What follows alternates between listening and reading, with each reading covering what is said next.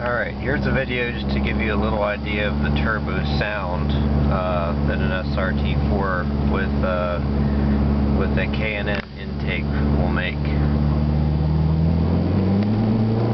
Losing traction a little bit because the tires are still cold.